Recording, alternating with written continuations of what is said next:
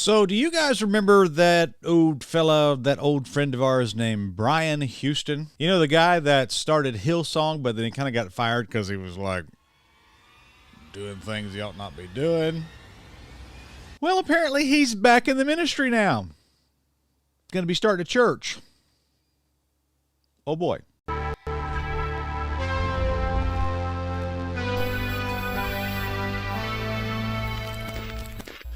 Hello, ladies and gentlemen. This is your friend Spencer. Go ahead and smite thine like button, and if you would, please subscribe to this channel if you are new. We have been talking for a long time about Hillsong and the doctrinal problems that came out of that, also the moral problems that came out of that entire thing.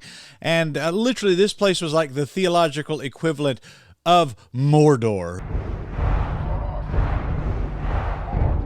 It was horrible what these people were doing and what they believed and what they, there's just so much rotten fruit coming out of this whole thing. I told you guys, please stay away from this stuff. This is horrible. This will ruin your soul and ruin your family and ruin your kids. Do not get into this stuff.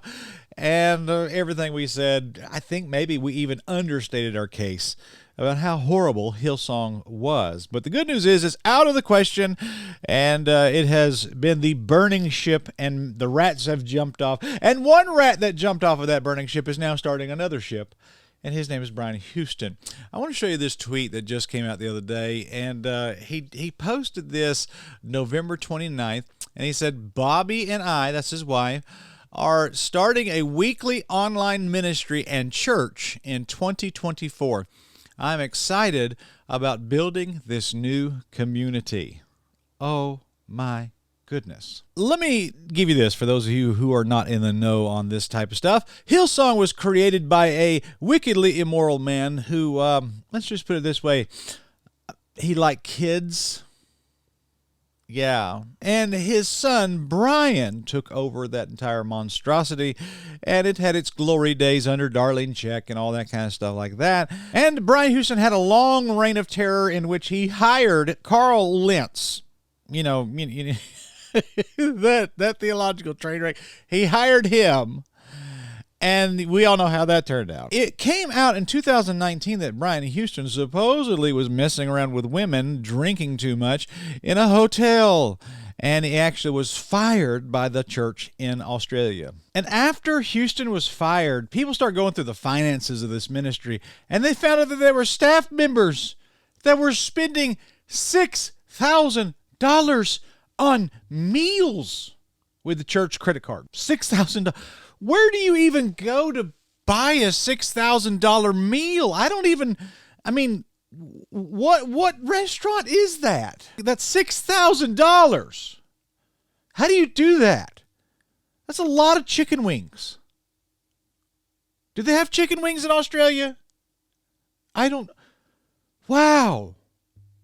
This is church money that people gave for the work of the Lord, and it's being spent on food. There also were scandals that were raised where they were raising money to feed kids in Africa through these various organizations and charities, and they raised $20-something million, and it was discovered that 1% of that money actually went to the charity. The rest of it just kind of stayed in the coffer of Hillsong. The whole thing's a scandal, the whole thing.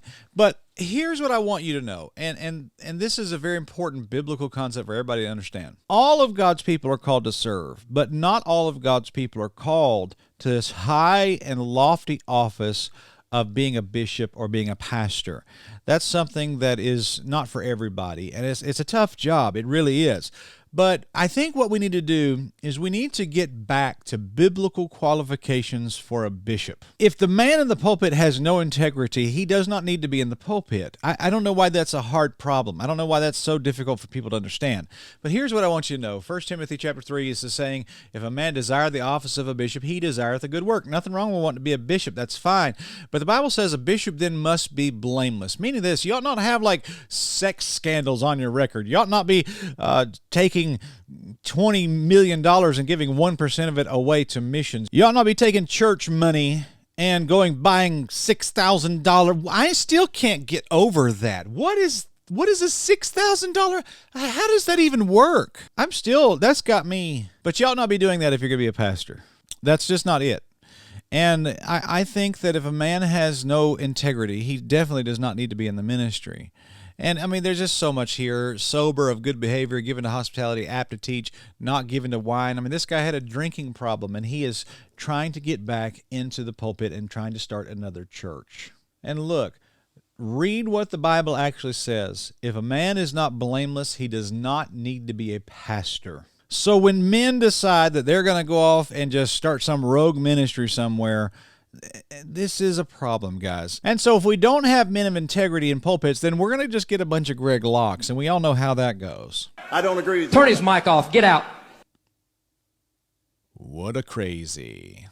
And so, guys, if you haven't seen Third Adam yet, please take the time to go watch Third Adam. This stuff is very important. This is serious business. This has more to do than just music. This has more to do than just accusations and gossip. This is real life heaven and hell stuff, and I think it'd behoove you greatly to watch these documentaries. These men need to get out of the ministry. They just need to go away. They need to be given no audience. They need to be given no ear by you folks.